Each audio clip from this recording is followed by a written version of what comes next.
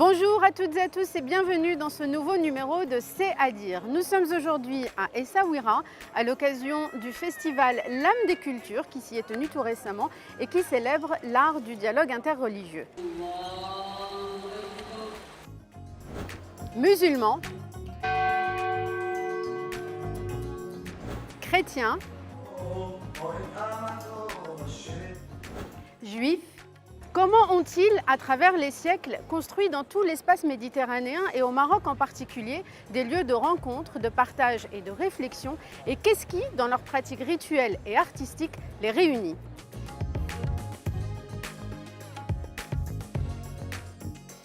Et surtout, comment tout cet héritage, riche et multiple, peut encore nous inspirer aujourd'hui dans la voie de la coexistence? Nos invités répondent à toutes ces questions ce soir.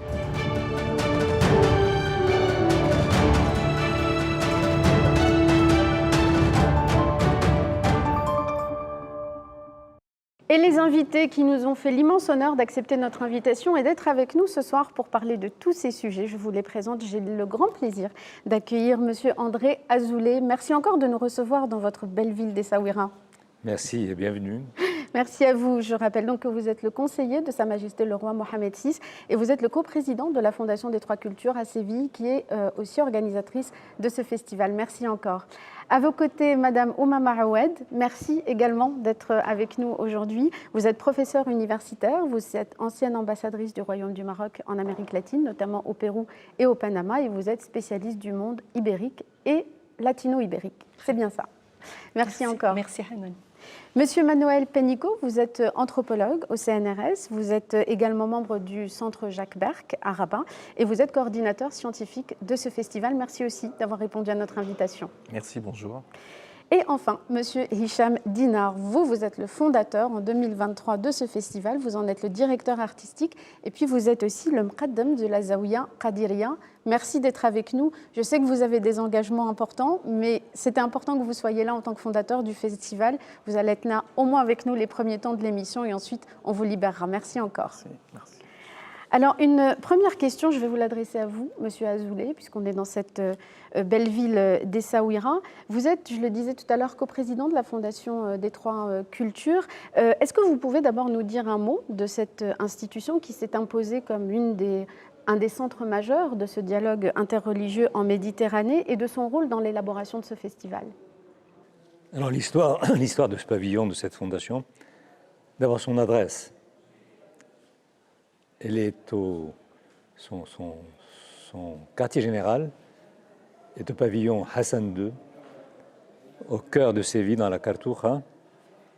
Et je crois que c'est le seul ou l'un des rares monuments, institutions, l'une des rares institutions qui porte le nom de notre souverain, Sina Hassan Thani, Allah yarhamou.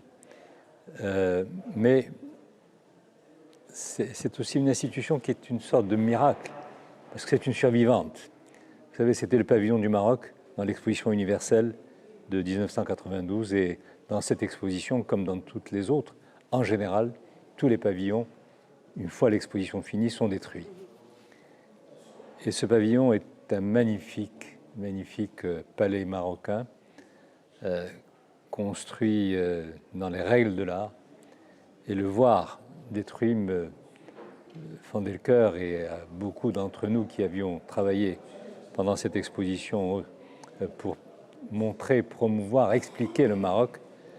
Et à l'époque, j'étais allé voir Sa Majesté Hassan II, et je lui avais dit: Majesté, on ne peut pas détruire ce monument.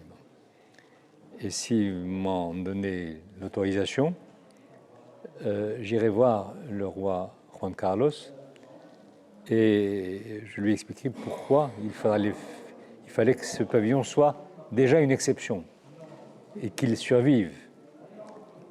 Et j'ai proposé qu'il soit justement ce lieu partagé, ce lieu enraciné dans nos mémoires respectives, ce lieu qui dit l'Andalousie, mais qui dit l'Andalousie à partir d'un récit marocain, à travers un palais marocain.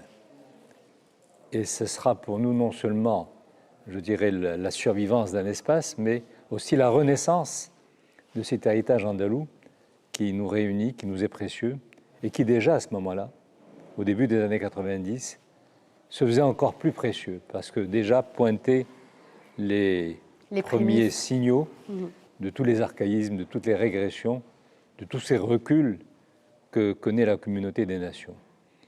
Et la réaction a été immédiate. Il était bien évidemment d'accord, comme l'avait été Sa Majesté Hassan II, et puis la Fondation est née.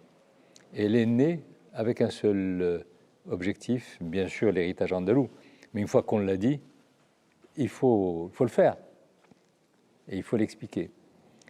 Et cet espace est devenu un espace privilégié, d'abord de réappropriation, pas de l'histoire au sens mémoriel du terme, mais de toutes ces valeurs qui avaient déserté tellement de rivages et dont on n'avait pas encore pris, je dirais, dans cette régression très large, trop largement partagée, la juste mesure de ce que cette mémoire récupérée, cette mémoire renaissante, pouvait faire pour nous aider à ne pas justement céder à toutes ces illusions tragiques, toutes ces théories scélérates déjà à l'époque, qui faisaient de l'altérité et de la capacité d'être ensemble tranquille, serein, parfois même heureux, sans que s'impose à nous cette fracture, cette culture du déni, cette tentation à laquelle beaucoup ne savaient plus résister, simplement de refuser ou de nier l'autre qui est en chacun d'entre nous. Qu'est-ce que nous serions sans l'autre ? Il était donc logique et naturel qu'une fondation comme les Trois Cultures rejoigne un festival comme l'âme des cultures, justement, oui, symbole de ce qui a pu exister et qui peut encore aujourd'hui nous servir de guide. Tout à fait. Enfin, la fondation est évidemment beaucoup plus ancienne, beaucoup plus vieille que le festival, mais elle était le partenaire indiqué, elle était le soutien naturel, légitime pour que ce festival, qui a justement la force et le talent de nous réunir à tous, et cette année de nous recevoir à tous dans ce que l'Andalousie a de plus précieux, c'est-à-dire le vivre ensemble, mais le vivre aussi dans la réflexion, dans la philosophie, dans la fête, dans la musique, dans tout ce que l'art et la culture peuvent créer en allant au-delà de l'émotion que la culture peut provoquer à un concert, par exemple, ou du goût, du plaisir que nous aurions à être ensemble dans une exposition qui nous réunit. C'était bien au-delà. C'était tout cela, mais tout cela, c'était simplement le seuil. On passait la porte tout de suite pour justement en arriver à cette résilience, cette réappropriation, cette volonté de dire il n'y a rien à démontrer. Restons simplement ce que nous avons été hier. Et quel drame ce serait de devenir amnésique et de sombrer dans ce à quoi certains veulent nous mener. Donc finalement, c'est de réenraciner des moments de vie et de partage et de convivialité et de joie, vous l'avez dit, mais pas juste les vivre, mais les réenraciner à travers la réflexion, et on va y arriver dans un instant, et à la réappropriation de l'histoire et de ce qui fut pour les rendre encore plus concrets aujourd'hui. Hicham Dinar, je me tourne vers vous puisque vous êtes le fondateur en 2023 de ce festival, ici à Essaouira. Nous sommes reçus aujourd'hui à Beit Dakira et à l'entrée, il y a une phrase, c'est « Essaouira à l'histoire pour complice ». Donc, est-ce que c'était naturel aussi pour une ville comme Essaouira, qui a connu le brassage aussi des religions, ce soit naturel pour Essaouira d'accueillir un festival comme celui-là? Et qu'est-ce qui vous a motivé à le créer en 2023 في 2023 يعني جاتني فكرة أنه يكون واحد المهرجان اللي كيجمع يعني الثقافات بثلاثه اليهوديه الاسلام والمسيحيه بحكم ان مدينه الصويره هي مدينه تاسست على هذه الاسس يعني منذ البناء ديالها من طرف السلطان سيدي محمد بن عبد الله يعني يجلب لها ناس اللي من مختلف الديانات، وخير دليل هو وجود الكنائس ووجود البياع وجود الزوايا والمساجد. فالصويرة منذ النشأة ديالها فهي مبنية على هذه الأسس ديال العيش المشترك، وأنه هناك مهرجان آخر اللي كيتسمى مهرجان الأندلسية الأطلسية اللي بدا هذه الدينامية، ولكن يجمع ما بين اليهود والمسلمين. فقلت لما لا أنه يكون حتى الرافد الآخر ديال المسيحية، بحكم أن المغرب كيتواجد فيه مجموعة من الكنائس، يعني طائفة كبيرة ديال المسيحية اللي كتعيش في المغرب، فلما لا ما نفتحوش حتى على هذا الجانب. و يعني جات هذه الفكرة ديال روح الثقافات، يعني ملي كنشوفوا المغرب فيه ثقافات مختلفة ولكن عندها روح وحدة، روح وحدة اللي كتسعد لهذا، اللي ممكن أنها يجتمع فيها هذا معروف أن المغرب من الروافد ديالو، يعني الرافد العبري، الرافد الإسلامي، الأندلسي المتوسطي، الرافد الأمازيغي. فكل هذه روافد اللي خلات أننا نفكروا في تأسيس مهرجان لكي ينفتح على الجميع. في 2023 كانت البداية، الجمعية ديالنا جمعية شباب في الأصيل للسماع والتراث الزاوية القادرية في الصويرة، أننا قمنا بدورة اللي نجحت. ومن هذا المنبر كنبغي نشكر سيد أندريا زولاي وجمعية الصويرة موغادور اللي كانوا واقفين معنا في هذيك الدورة الأولى. الدورة الثانية والثالثة والآن الرابعة جمعية مؤسسة الثقافات الثلاث بإشبيلية، يعني طرحنا عليها الفكرة أنه يساندونا في هذا المهرجان ونفتحوا، وجاوا ساندونا، والمهرجان الآن الحمد لله أنه استمر وتعرفت الرسالة ديالو. Et comment était l'accueil du public en 2023 Monsieur André Azoulay le disait tout à l'heure, on vivait déjà des époques de fermeture, il y avait des prophètes de malheur, bon ça a commencé bien avant, mais qui prêchent la division. Comment ça a été reçu par le public ce festival بالنسبة للجمهور الصويري فهو معتاد وفيه هذيك الروح أن الناس الصويرة ما عندناش حنا مشكل أنه نفتحوا على الآخر، وحنا منفتحين على الآخر في العيش ديالنا وفي التقاليد ديالنا وفي في الأسر ديالنا وفي العائلات ديالنا. بالنسبة للببليك اللي كان في المغرب، يعني ما كانتش شي ما سمعناش شي حاجة خايبة، وإنما كان تشجيع. كانوا بعض الناس اللي كانوا كيقولوا أنه ما خصش يكون، ولكن من بعد فهموا أن هذا هو المغرب ديالنا، مغرب العيش المشترك، مغرب السلام والتسامح. Madame Hawad, toujours sur ce festival et peut-être l'importance encore aujourd'hui d'avoir ces espaces de rencontre, d'écoute beaucoup, parce que quand on dit dialogue, ça passe aussi par l'écoute. Vous êtes aussi membre du comité pour ce festival. Quel est votre regard à vous sur ce genre d'espace et sur ce genre de moment dans le monde actuel? Je trouve que c'est extraordinaire de pouvoir justement organiser un festival de ce type. C'est quelque chose que je dirais qui est presque inédit. C'est un thème qui peut paraître un petit peu au début, la première impression, on peut se dire mais c'est complètement abstrait, de quoi s'agit-il?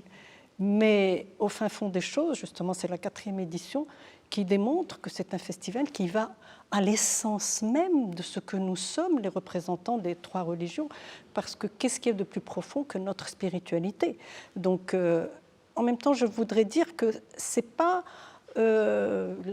Hichem l'a très bien expliqué, le fondateur, c'est pas quelque chose, parce qu'il arrive aujourd'hui qu'on organise des rencontres comme ça, un peu ailleurs peut-être, mais c'est pas quelque chose qui a été inspiré de l'extérieur. C'est notre marocanité profonde. C'est ce que nous avons toujours été, c'est ce que nous sommes, et nous voulons rester. Mais vous l'avez très bien dit, malheureusement, il y a des vents qui soufflent parfois, qui peuvent porter vers des visions qui n'ont pas de rapport avec ce que nous sommes, cette ouverture et du plus haut lieu, je veux dire, notre Constitution, cet espace dans lequel nous sommes aujourd'hui, la Constitution qui justement reconnaît cette diversité. Donc c'est quelque chose qui est vraiment profond, et moi je suis très fière et très contente en tant que Marocaine de pouvoir participer à ce festival qui a été créé sous l'égide et toujours sous notre, je dis toujours notre âme protectrice, qui est notre ange protecteur, qui est M. Azoulay, et sous la direction de Hichem, mais nous sommes aussi ouverts à d'autres. C'est un festival qui est pluridisciplinaire. Donc on a justement dans le comité des gens de plusieurs disciplines, de plusieurs horizons culturels et bien sûr des credos qui appartiennent à des credos différents. Ce qui permet de créer de belles synergies. Alors en parlant de plusieurs disciplines, Monsieur Pénicaud, vous dirigez le comité scientifique de ce festival, parce que, comme on le disait tout à l'heure, ce n'est pas juste célébrer des moments, mais c'est ramener à la mémoire et au travail de l'analyse, soumettre à l'analyse ce que l'histoire nous a légué, les traces de l'histoire. Vous êtes un spécialiste notamment des religiosités dans l'espace méditerranéen, des pèlerinages, des lieux saints, et donc vous mettez en avant ce qui est commun à ces trois traditions et ce qui pourrait nous aider aujourd'hui à pérenniser cette coexistence, voire à la revivifier dans certains endroits. Pour vous, que représente, pour vous poser la même question avant de passer à la suite, des moments comme celui-là, justement dans ce réenracinement concret de ces mémoires-là? Ce festival abrite ou accueille ou héberge aussi un colloque, un temps d'échange, de partage de connaissances. Mais ce n'est pas un colloque universitaire ou académique au sens strict du terme. Donc cohabitent, sont invités à intervenir des chercheurs, mais aussi des témoins, des acteurs, des personnes engagées, des croyants aussi.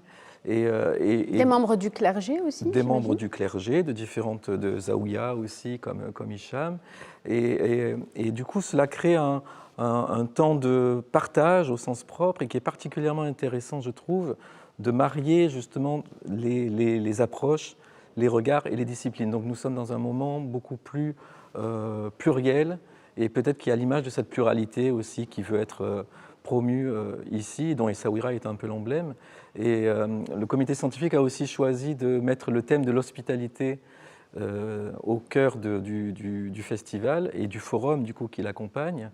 Et là, c'est un thème anthropologique aussi majeur, classique d'ailleurs, mais qui est aussi vécu. Et donc à Essaouira, qui est aussi une ville d'hospitalité que chacun peut ressentir. Moi, je me sens Souiri en tant qu'hôte aussi depuis de longues années. Donc c'est un thème qui est très stimulant, je crois, dans l'esprit du festival et de la Fondation et de tous les partenaires en fait, qui participent à cet événement. Monsieur Azoulay, je reviens puisque vous avez évoqué la ville d'Essaouira, votre ville. Tout à l'heure, on a évoqué Séville, et Essaouira est un peu le miroir aussi de cet héritage andalou. Est-ce que vous pouvez nous en dire un mot, et de cette capacité qu'a Essaouira justement, peut-être plus que certaines autres villes, à accueillir cet esprit-là? D'abord, il y a notre propre histoire. Il y a aussi notre déterminisme d'aujourd'hui. Ce que nous faisons n'est ni cosmétique, ni protocolaire, ni simplement au sens le plus institutionnel ou conventionnel du terme quand on parle de dialogue, quand on parle d'altérité. Ce que nous faisons ici, c'est notre réalité. On n'a rien oublié, mais on n'a rien inventé. Moi, j'ai toujours le souci de rappeler que ce qui se passe au Maroc aujourd'hui, nous sommes en début 2026, et il y a ici des moments, moi qui suis biberonné au lait d'Essaouira depuis tellement longtemps, mais chaque fois que j'y viens, je suis fasciné, et je dois l'avouer, chaque fois tellement ému de voir ce que nous incarnons, ce que nous faisons dans la plus grande sérénité. Il y a quelques jours, il y avait à Essaouira un moment, pas improvisé, mais qui est devenu, pour moi, tellement révélateur de ce que notre Maroc est aujourd'hui, ce que le Maroc a réussi à gagner, à imposer et à développer. Il y avait à la fois des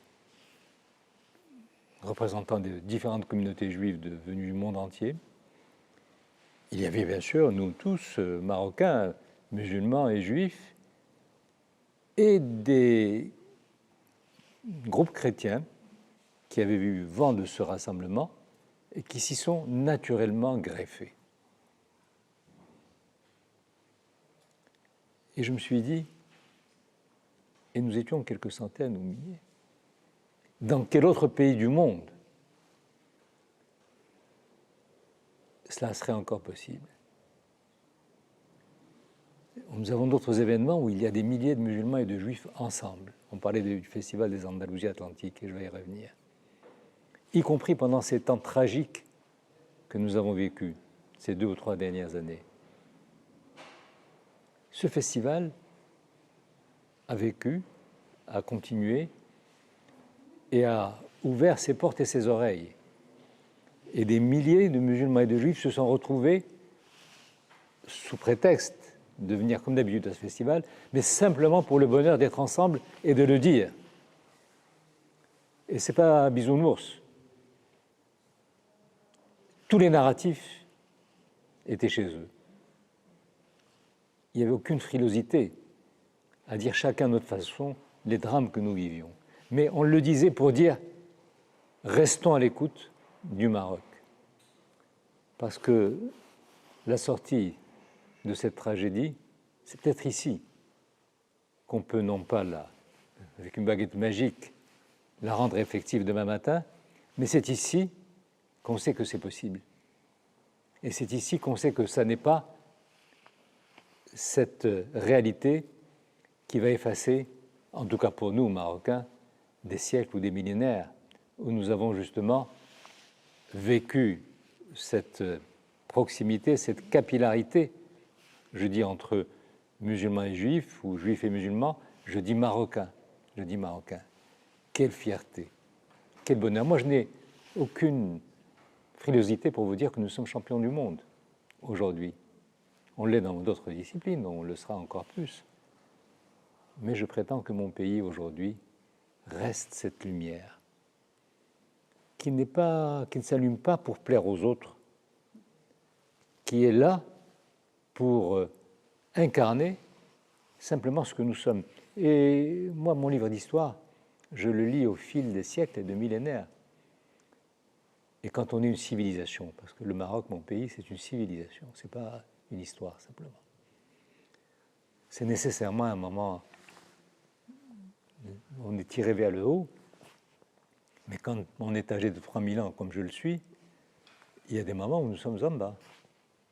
C'est un livre d'histoire parce que nous sommes tellement enracinés dans la profondeur des siècles et des millénaires que ça n'est pas toujours, ça ne va pas toujours dans la même direction.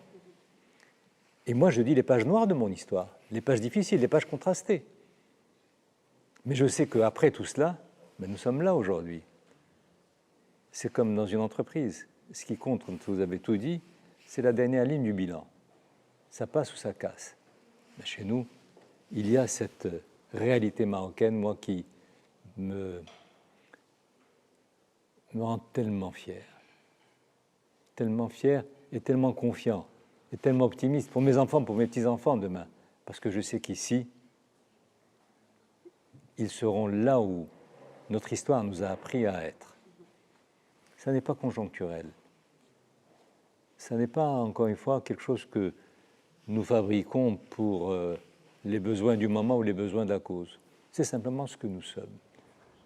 Ce que vous dites, c'est que finalement, cette capacité d'écoute permanente, quelles que soient les crises, quels que soient les contextes, quels que soient les narratifs, c'est un mot important, c'est de préserver ces espaces d'écoute à partir de notre identité commune qui est l'identité marocaine. C'est de rester nous-mêmes. Et vous évoquiez l'Andalousie tout à l'heure. Et je me souviens de certains commentaires qui ont été faits au moment où, avec Oumama d'ailleurs, nous avons créé le Festival des Andalousies Atlantiques. Moi, je Qui est un disais des très grands temps simplement, forts oui, du calendrier des Saouira. et du calendrier marocain, et je dirais régional ou international. Il ne faut pas s'en priver. Qui a eu l'idée de faire un festival dont les scènes, et nous l'avons voulu, nous l'avons choisi, sont exclusivement réservées aux chanteurs, musiciens ou danseurs, quand il y en a, musulmans et juifs, avec un fil d'Ariane qui est le flamenco. Et le flamenco, vous disiez l'Andalousie tout à l'heure.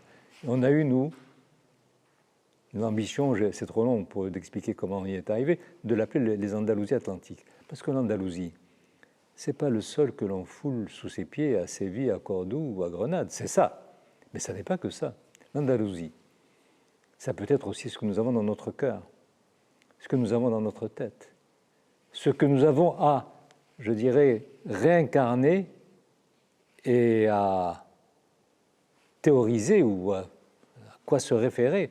On est légitime. On n'a pas besoin d'être au bord de la Méditerranée. Alors on va revenir dans un instant avec vous tous sur ces façons justement de réincarner tout ça, mais puisqu'il faut bientôt libérer Monsieur Dina, je voulais vous poser la question, vous êtes le directeur artistique de ce festival, qui vient de passer sa 4e édition, donc c'est un festival qui se pérennise. Comment vous organisez l'équilibre entre la partie artistique, la partie scientifique et débat? Comment vous choisissez les artistes et quels sont les temps forts en fait? Quels ont été les temps forts de ce partage musical et joyeux? نعم فدائما يعني قبل الاختيار ديال الفقرات الفنيه والموسيقيه اللي غتكون في المهرجان فلا بد من التفكير اولا في الموضوع ديال كل سنه بحيث ان هذه السنه الموضوع ديالها هي الضيافة والضيافة عند l'hospitalité عند الديانات الثلاث. يعني أول حصة اللي كنفتتحوا بها المهرجان ولأول مرة أنه مائدة كتكون مائدة ثلاثية كيجلسوا على الجنبات ديالها منشدين يهود، منشدين مسلمين ومنشدين مسيحيين في واحد الإنشاد مشترك، وهذا الشيء اللي كيعبر على أن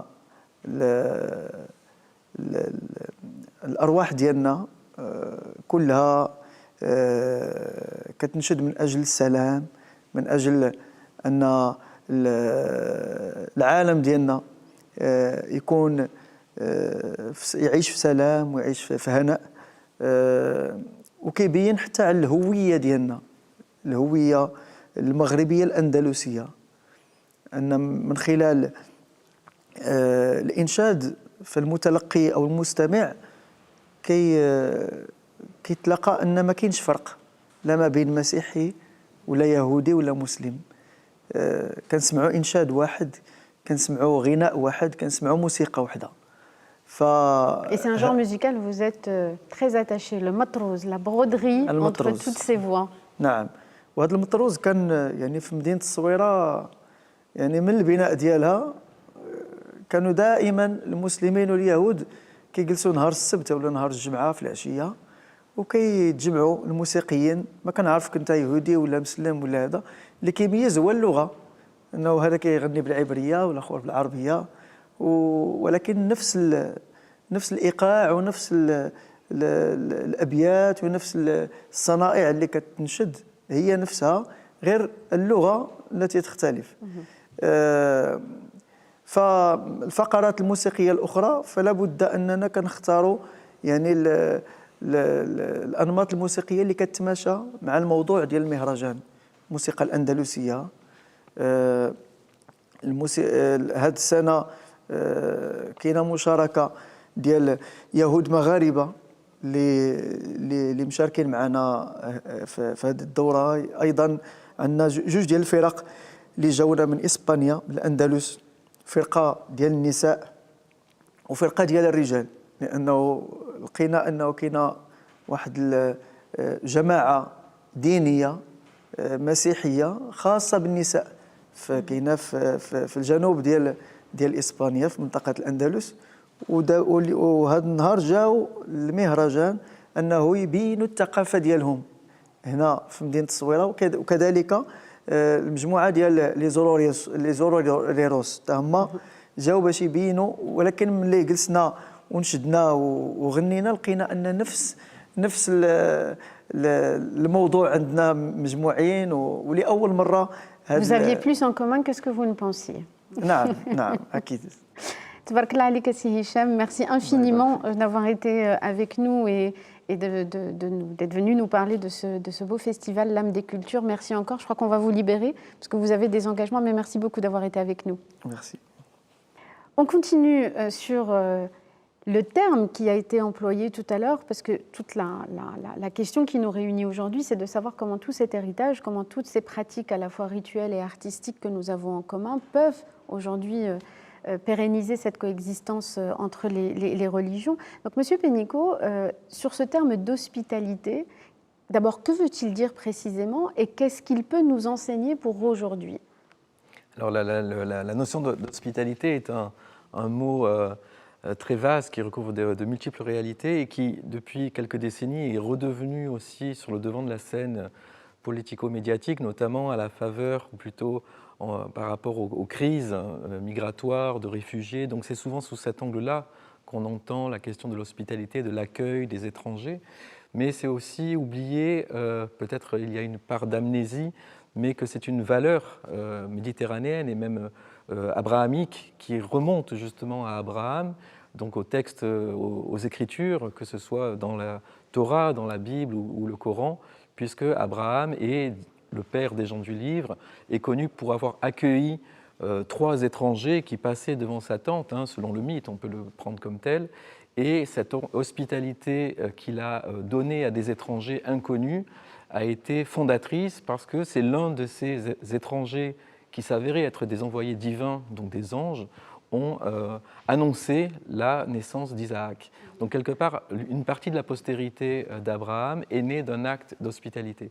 Je crois d'ailleurs que c'est dans le Talmud qu'on dit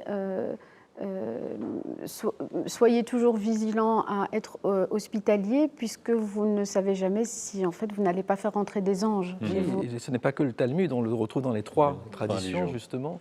Et je peux même témoigner qu'avoir fait l'expérience de cette hospitalité chez des confréries près des Saouira, ici, les Regraga, qui m'enseignaient aussi, qui me transmettaient aussi cette valeur, donc tout à fait inscrite dans la culture marocaine et soufie, que l'hôte est potentiellement un envoyé de Dieu. Et donc on doit le respecter, parce que l'hospitalité donc implique toute une série de devoirs aussi sacrés, d'où l'appellation d'hospitalité sacrée. Et donc on voit que l'hospitalité, qui peut être aussi envisagée sous l'angle économique ou du tourisme, ou, vous voyez, ou même politique, là, dans ce festival, on essaye aussi de redonner sa place à cette valeur cardinale qui finalement habite et inscrite dans l'ADN en fait, de ces 3 religions et qui permet d'ailleurs, si vous me permettez, de préciser que l'étymologie est vraiment fondamentale dans cette notion, en tout cas en français, mais déjà en latin, c'est que l'hôte, c'est à la fois celui qui reçoit, mais aussi celui qui est reçu, et qui est reçu. Et ce qui permet de rappeler la dynamique essentielle de la réciprocité, c'est-à-dire qu'on est toujours l'hôte de l'autre, jusqu'au point de ne pas vraiment savoir qui est reçu ou qui est l'hôte de qui. Et il y a donc une relation de parité entre l'hôte, même qui inclut du coup un devoir et même une interdépendance en fait entre ces deux figures. Et le Maroc est une terre d'hospitalité, et Saouira est une ville d'hospitalité aussi. Et donc ce festival, nous avons essayé d'en faire aussi un espace-temps d'hospitalité. C'est très intéressant ce que vous dites, parce que finalement, ça veut dire que les 2 hôtes, finalement, puisque c'est celui qui est reçu et celui qui reçoit, ont tous les 2 à recevoir l'un de l'autre. C'est ça, cette réciprocité. Exactement, et chacun est enrichi par la présence de l'autre. Donc il n'y a pas de don et de quelqu'un qui reçoit, mais il y a véritablement un échange dans ce terme d'hospitalité. Oui, il y a un échange, il y a même une interdépendance, voire une interchangeabilité on doit se porter garant. Il y a même une prescription déjà dans la Grèce antique, donc avant le monde monothéiste, d'un tabou absolu qui était la mise à mort de l'hôte. C'est-à-dire que quoi que fasse un hôte, on ne peut pas lui faire de mal en fait. On doit le respecter une certaine durée en tout cas Donc souvent dans la tradition ici marocaine, en tout cas, ou dans le monde du musulman, c'est 3 jours. Pendant 3 jours, Au minimum. Voilà, il faut tenir. Après, les choses changent. Et donc c'est une valeur que les anthropologues étudient, bien sûr, dans chaque culture. Et c'est vraiment, en tout cas, un topos méditerranéen et abrahamique dans son fondement. Madame Aoued, pour revenir à cette dimension spirituelle, mais aussi éthique, finalement, ce qui est important, c'est que c'est ce qui se pratique, on revienne à la dimension et à la définition éthique de tous ces gestes, en fait. Tout ça, ce sont des gestes qui sont posés vis-à-vis de l'altérité et vis-à-vis du monde. Votre regard à vous sur tout ce que ces termes peuvent nous apporter aujourd'hui comme dimension éthique, justement? Écoutez, c'est rappeler ce que nous sommes et à la fois aussi approfondir. Et je pense que c'est ce que ce festival prétend apporter et ce qu'il a apporté, c'est bien réfléchir et maintenir, on va dire encore une fois, nous au Maroc, on n'a pas de souci. On sait très bien que l'hospitalité, diafa, l'istidafa, comme on peut dire, ou la husn diafa, au-delà de l'acte de générosité ou de courtoisie et recevoir un étranger, c'est un acte de piété, c'est un acte de foi aussi. Donc on le sait, mais on voudrait partager aussi cette réflexion avec nos frères, comme un acte aussi de fraternité, pas simplement entre nous, les Marocains, entre nous, les musulmans, mais avec nos frères des autres communautés. Et donc, c'est pour ça que ce sujet est très important. On revient à cette éthique qui est commune, c'est-à-dire que ce que nous vivons, nous, comme tradition marocaine, c'est, comme ça a été expliqué, c'est une tradition qu'on retrouve absolument dans les deux autres religions, aussi loin qu'on aille au père fondateur qui est Abraham. Donc c'est un sujet qui va réunir et qui va rassembler. Donc on ne va pas parler simplement de comment on reçoit, etc. Mais de ce que c'est vraiment l'essence de ce que nous sommes aujourd'hui et qu'on doit continuer à le pratiquer parce qu'il y a justement le sujet aujourd'hui qui nous préoccupe et qui nous inquiète. Et c'est pour ça qu'on ne le fait pas simplement entre nous, les Marocains ou musulmans, mais avec les autres, avec les Andalous, c'est l'étranger qui ne partage pas notre foi forcément, qui ne partage pas notre culture et qui ne partage pas justement forcément beaucoup d'affinités apparentes et de pouvoir continuer à aussi montrer, nous Marocains, par exemple avec l'Andalousie, c'est très important parce que nous avons une présence marocaine fondamentale. Donc d'avoir des partenaires justement du gouvernement andalou dans cette fondation, puisque la fondation des Trois Cultures est aussi coprésidée par les Andalous, sous l'égide des deux rois et avec la présidence de Monsieur le conseiller, c'est aussi préserver un petit peu la relation qui peut y avoir des Marocains, de la diaspora avec les autres communautés religieuses et que voilà, c'est ça un petit peu. Alors, quand on parle d'approfondir, c'est évidemment revenir au sens des mots et à leur mise en pratique. Et puis, c'est aussi revenir à ce qui nous est en commun. Vous disiez tout à l'heure, Madame Aoued, que l'autre, évidemment, ne partage pas tout avec nous, mais il partage aussi des choses avec nous. Peut-être pas tout, mais certaines choses. Donc, qu'est-ce qu'on peut explorer de commun? Je vais vous poser la question ensuite, Monsieur Pénicaud, parce que vous travaillez beaucoup sur les lieux de pèlerinage, sur les saints. Il y a eu aussi des échanges lors de ce festival sur les grandes figures mystiques. Monsieur Azoulay, qu'est-ce qui vous paraît essentiel à approfondir dans ce que nous avons de commun? Dans ce que nous avons de commun, mais aussi dans ce qui fait à la fois la singularité et la légitimité de ce que nous essayons d'organiser à Essaouira. Parce que l'hospitalité, ça a été bien expliqué, on en voit à la fois les racines et la profondeur, et en même temps la communalité dans toutes nos spiritualités. Mais à Essaouira, on s'est exercé ou on s'est essayé dans un exercice qui est un peu différent de celui dont il est généralement convenu quand on veut se réunir ensemble dans la différence pour être encore plus unis, ou quand on veut parler de tolérance. Je veux dire que on a fait cet effort de mettre entre parenthèses, par exemple, cette notion de tolérance. Par exemple aussi, le fait de rester sur le mode habituel, à la fois de réflexion, d'expression et d'incarnation, quand il s'agit de diversité et d'altérité. On s'est présenté dans nos différentes réunions, dans nos différents événements où nous avons été ensemble pour rester, je dirais, nous-mêmes, comme je le disais tout à l'heure, mais pas du tout sur le mode de l'exercice rhétorique, théorique sur cela, non. On le vit. On le vit, on le débat, on l'écrit, on le chante.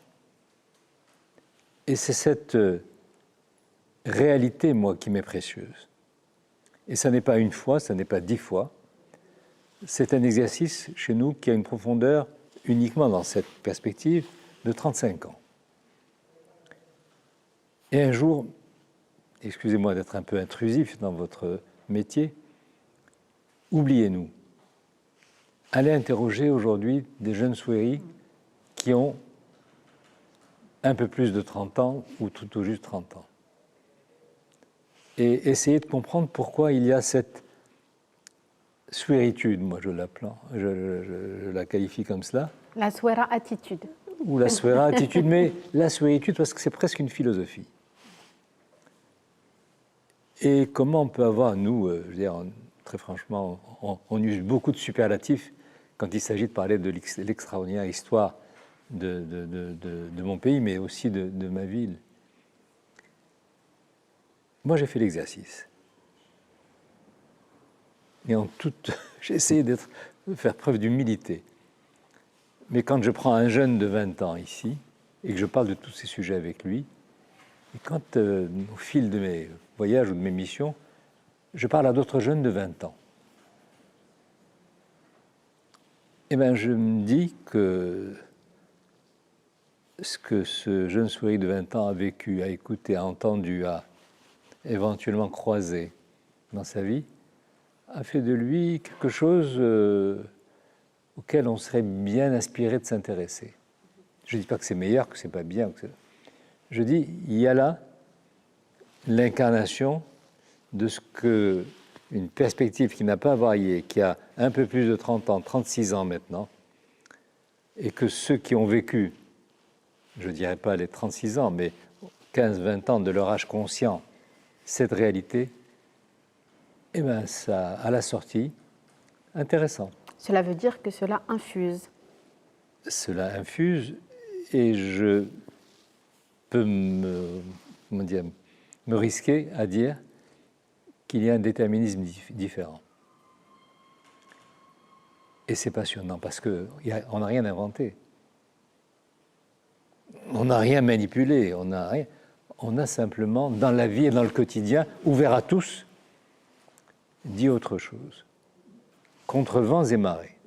Il n'y avait ni unanimité, et encore moins de consensus au départ. Mais ça ne nous a pas fait ni abandonner, ni changer de route. Et quel bonheur aujourd'hui de dire qu'est-ce qu'on a eu raison de ne pas changer. Et quand je vois ces jeunes, et nous avons eu, pendant ce festival, la possibilité d'aller parler avec des étudiants de la très jeune université des Essaouira, quelle leçon, quelle lumière. Et cela veut dire finalement, comme vous dites souvent, nous n'avons rien inventé, vous le répétez toujours, c'est que finalement, en fait, l'exercice, c'est de révéler ce qui est déjà, de le donner à voir et peut-être de lui donner aussi les moyens de s'exprimer peut-être davantage. C'est un travail de révélation. Et oser parler quand ça n'est pas nécessairement la parole la plus facile du moment. Mais ça ne doit pas nous faire reculer. Et je vous assure que ça le mérite quand on voit le résultat au bout de quelques temps. Et ça ne coûte pas des milliards. Monsieur Pénicaud, je reviens avec vous sur tout ce qu'il y a en commun. J'évoquais tout à l'heure la question des pèlerinages, la question des communautés aussi religieuses, puisqu'il y a eu des communautés à travers la Méditerranée. Ce n'est pas juste l'espace marocain, mais c'est aussi à travers la Méditerranée. Il y a les grandes figures mystiques aussi. Qu'est-ce que tout cela, je crois que c'est la journaliste Françoise Giroud qui disait « Je me demande ce que le passé nous réserve », parce que c'est aussi une source de leçons. Donc qu'est-ce que tout ça, tous ces sujets sur lesquels vous travaillez peuvent aujourd'hui exhumer en leçons pour construire le présent et l'avenir? Peut-être que pour répondre, il faudrait élargir la focale d'Essaouira et peut-être avoir une perspective plus méditerranéenne, plus globale. Parce que d'un point de vue dogmatique, c'est vrai qu'on a tendance, dans le sens commun, à penser que les religions, comme système ou comme institution, n'ont pas grand-chose en commun ou seraient opposées, parce qu'au niveau des dogmes, évidemment, les choses sont sensiblement différentes et voire irréconciliables. Mais quand on s'intéresse au niveau du vécu, comme cela a été dit, au niveau de la religion vécue ou de la religiosité vécue, ce qui est différent que la religion stricto sensu, là, on peut constater, en tant qu'anthropologue, je dis on parce que nous sommes nombreux à le faire, mais au niveau tout un système de capillarité, de porosité, où les gens circulent, les idées circulent, les valeurs circulent, les gestes aussi résonnent. Et donc il y a toute en plus de ces valeurs, comme celle de l'hospitalité dont on a parlé, les membres des trois monothéismes, si on s'intéresse comme on s'intéresse à eux, partagent beaucoup plus que cela. Et partagent aussi des rites, des gestes, des figures qui sont communes. Des croyances et des lieux aussi. Il y a de nombreux lieux qui sont communs, qui sont partagés entre fidèles de religions différentes. Le Maroc est connu pour avoir abrité, en tout cas jusqu'au siècle dernier, mais plusieurs centaines de cas de sanctuaires judéo-musulmans qui étaient visités par les deux communautés, sans que les uns ne se convertissent à la religion de l'autre, simplement pour aller chercher la baraka, bénéficier de la baraka d'un saint musulman ou d'un grand rabbin, pas plus loin qu'ici, à quelques mètres à Essaouira. Donc tout ça est un phénomène qui permet justement de rentrer dans l'épaisseur du temps, justement, et de nourrir le présent et de ne pas oublier, de ne pas être amnésique de ces réalités-là. Et peut-être que ce type de festivals, qui ne sont pas des pèlerinages, qui n'ont pas la même prétention, la même ambition, mais ces festivals peuvent être l'occasion de rappeler ces choses-là et de revivre cette pluralité, et même j'allais dire par l'originalité ici, c'est aussi la musique, les arts qui ne connaissent pas de frontières. La cuisine ne connaît pas de frontières non plus. Et c'est vrai que les religions en connaissent beaucoup, de fait des divisions, etc., qui grandissent et des murs qui s'érigent. Mais la religiosité est beaucoup plus commune qu'on ne le croit, dans les cœurs en tout cas. Et c'est ce que j'appelle en termes plus scientifiques, c'est comme s'il y avait une forme d'infra-religiosité, quelque chose qui serait comme un soubassement moins visible, comme une eau profonde, mais qui finalement irrigue chaque cœur et chaque esprit. Et donc les trois monothéismes partagent en fait énormément de choses en commun, et c'est ce que ce festival essaie de montrer. Mais j'ai envie de vous demander, toutes ces interactions entre des communautés chrétiennes, des fraternités juives, des ordres soufis notamment, toutes ces interactions qui ont pu exister par le passé, qu'est-ce qu'il en reste concrètement aujourd'hui, pas seulement au Maroc, mais à travers la Méditerranée? Est-ce qu'il y a encore des lieux justement où ces interactions-là sont possibles? Tout à fait, oui. Cela arrive beaucoup. Alors parfois, ça va être dans des situations de dialogue interreligieux, des moments qui sont plutôt organisés ou pensés comme tels, mais on voit aussi que c'est aussi dans la spontanéité que des gens vont traverser la frontière religieuse, encore aujourd'hui, pour aller prier dans un sanctuaire, par exemple, qui n'est pas de leur communauté. C'est un phénomène que j'ai étudié en Grèce, au Moyen-Orient, en Égypte, en Italie, en Tunisie. On a des phénomènes encore très actuels, sauf que personne n'en parle, ou les médias ne parlent jamais de ces endroits-là, qui en même temps dérangent aussi beaucoup les tenants des orthodoxies. Et là, d'un coup, je pense spontanément à ce lieu de pèlerinage, à cette synagogue de la Griba en Tunisie, qui est un lieu aussi juif, mais que les musulmans continuent à visiter, mais qui a été l'objet d'un attentat il y a 3 ans. Donc, ce qui montre aussi que ces lieux toujours aussi dérangent les plus fondamentalistes, etc. Donc, toujours des situations très fragiles aussi, qui ont besoin, comme des lumières justement, mais qui palpitent, mais qui ont besoin d'être ravivées, ou en tout cas d'être alimentées, voilà, pour ne pas les oublier, qu'elles ne s'éteignent. Ce qui rend d'autant plus nécessaire des moments comme ces festivals.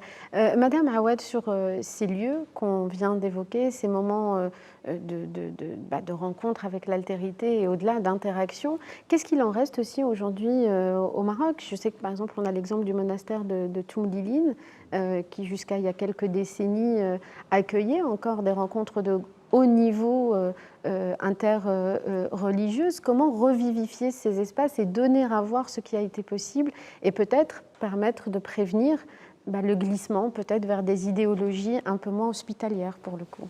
Tout à fait. Je pense que ça a été dit par monsieur le conseiller, c'est qu'il y a comme un sursaut aujourd'hui au Maroc parce qu'on a des traditions justement de respect de l'autre, une coexistence, je dirais peut-être une convivence, aujourd'hui on utilise le terme, entre les Marocains juifs et musulmans, mais on s'est bien rendu compte qu'à un moment donné, c'était assez difficile parfois parce qu'il y avait cette tendance un petit peu à mettre des barrières et des frontières entre ce qui n'existait absolument pas.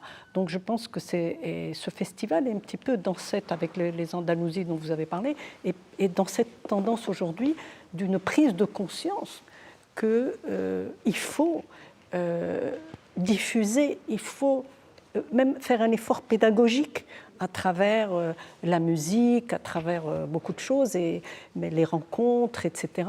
Parce que c'est une tendance universelle. Et nous, le Maroc, on a cette, je dirais, cette chance d'avoir eu cette continuité dans nos traditions du plus haut niveau et à travers aussi la population, du respect de l'autre. Et justement, c'est pour ça que le sujet de l'hospitalité.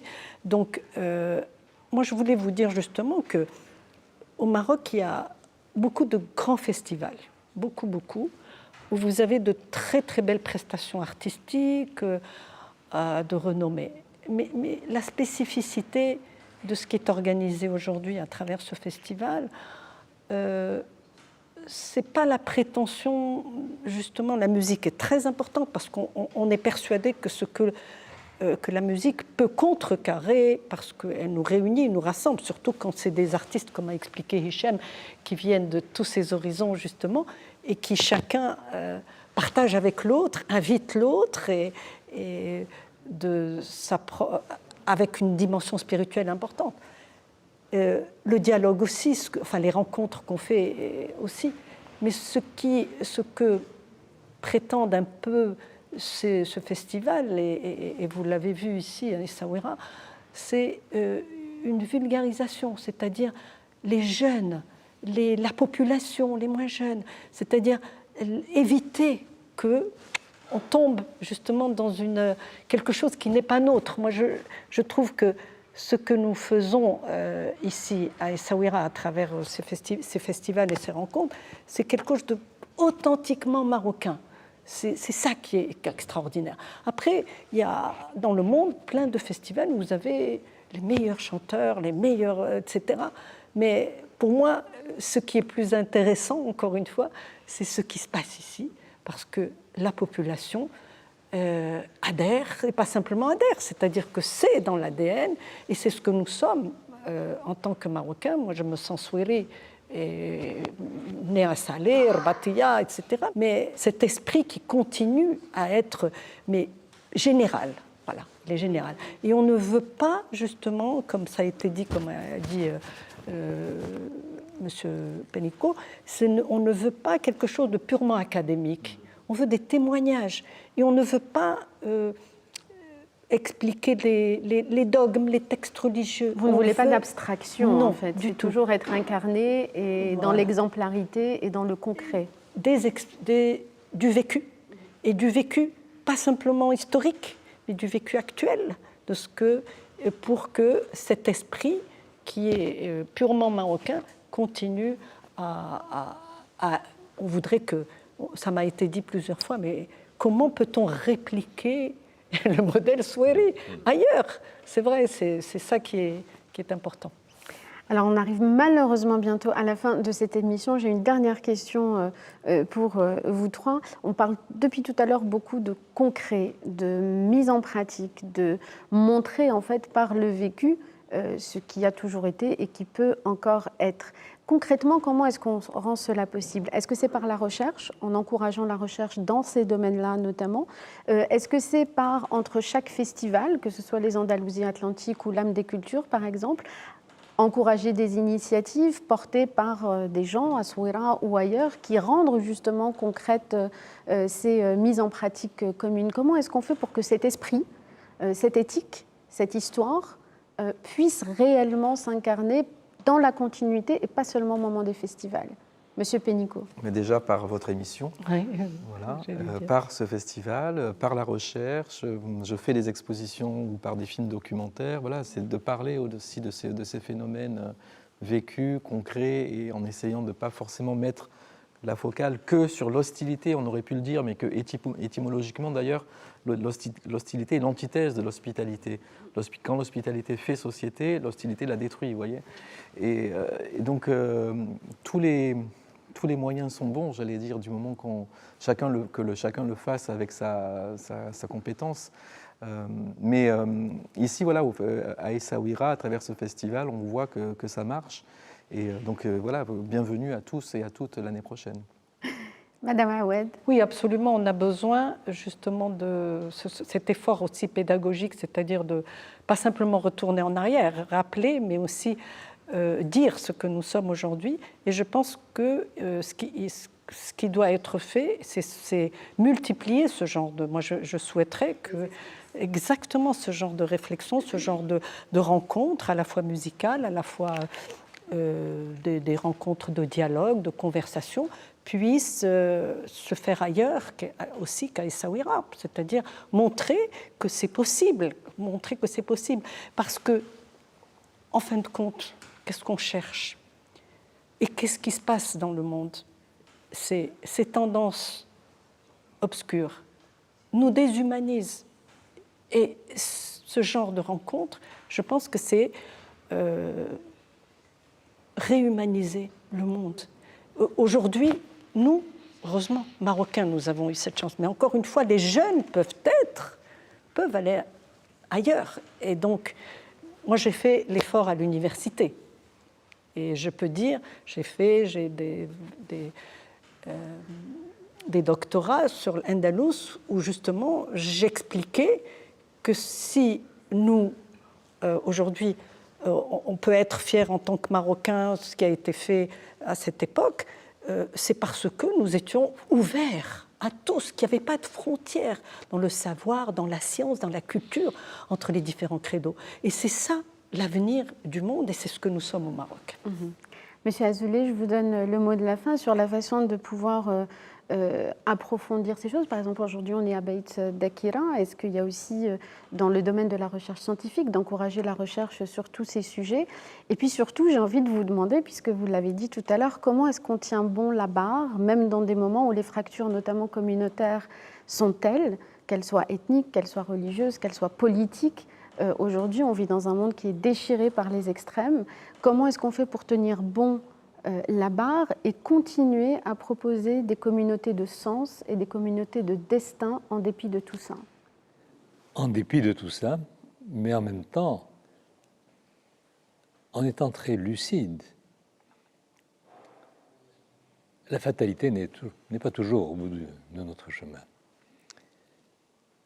Et moi, je suis fasciné par le fait que dans cet espace modeste, mais tellement exaltant qu'est Beit Dakira, inauguré par Sa Majesté le Roi le 15 janvier 2020, un moment extraordinaire, historique, qui fera date, un moment d'anthologie.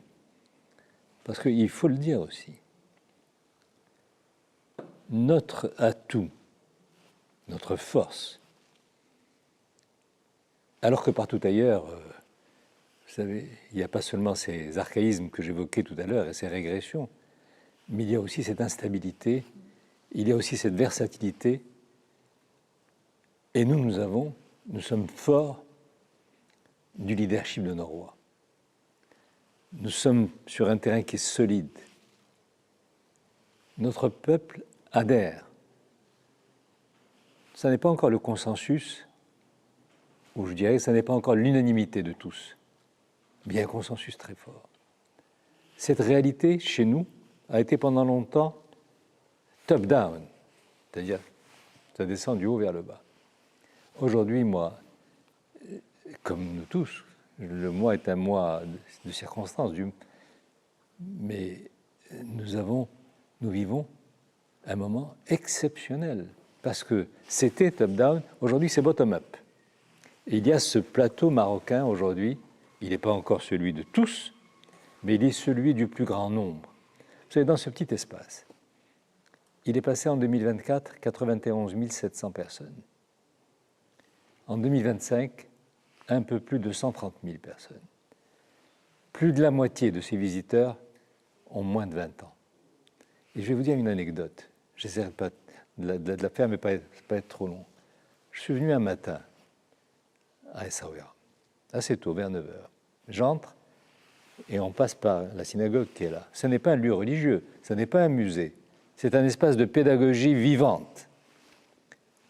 Et j'ai trouvé 2 gamins à l'intérieur de la synagogue en train d'écrire. Ils ne s'arrêtaient pas d'écrire. Je suis rentré, j'ai essayé d'attirer leur attention, rien à faire. Continuer à écrire. À un moment donné, je suis allé les voir, je leur ai dit, mais qu'est-ce que vous faites? Il me dit, monsieur, ne nous dérangez pas, travail. Je lui ai dit, mais votre travail, c'est quoi? Et ils venaient du nord du Maroc. Il y a une douzaine d'années. Nous sommes les envoyés spéciaux de notre classe. Nous sommes assis à la synagogue. Ma classe, les autres, ils ne vont jamais venir à la synagogue. Ils ne vont pas s'asseoir à la synagogue. Et bien nous, on écrit, on leur fait le reportage. On va rentrer et on va leur montrer. Et on va leur faire lire. C'était magnifique. Ils ne savaient pas qui j'étais. Ils n'ont pas répondu pour me faire plaisir. Je les ai importunés, je les ai dérangés. Et je me suis dit, voilà, c'est aussi simple que ça. Et quand Sa Majesté est venue ici, c'était un moment historique. Il ne s'est pas terminé avec sa visite. Ça circule dans le monde entier aujourd'hui. Nous sommes assis à côté de quelque chose de très banal pour nous. Quand un visiteur entre à Beit Dakera, il est accueilli par les 2 livres saints, le Coran et la Torah, qui dialoguent 24 heures sur 24. Quand j'y avais pensé, je me suis dit, mais banal. Mais c'est devenu iconique. Et pourtant, qu'est-ce qu'il y a de plus facile? Qu'est-ce qu'il y a de plus ordinaire? Et c'est cela. C'est cette capacité de dire les choses. Mais c'est pas de la propagande. C'est de les dire et de les montrer, de les vivre et de les incarner. En fait, c'est la force de l'évidence, finalement. Oui, mais l'évidence n'est pas toujours au rendez-vous. Il faut l'aider. Il faut la pousser. Merci infiniment, Monsieur Pénicaud, Madame Awad. Merci infiniment aussi, Monsieur Azoulay, d'avoir été avec nous et de nous avoir éclairés sur ces sujets tellement essentiels pour nos temps. Merci encore infiniment à vous 3. Merci à vous. Merci à vous. Merci à vous tous et à vous toutes chez vous de nous avoir suivis. Restez sur 2M. Dans un instant, vous avez rendez-vous avec la suite des programmes. Et quant à nous, on se retrouve très bientôt. Bonne soirée à tous.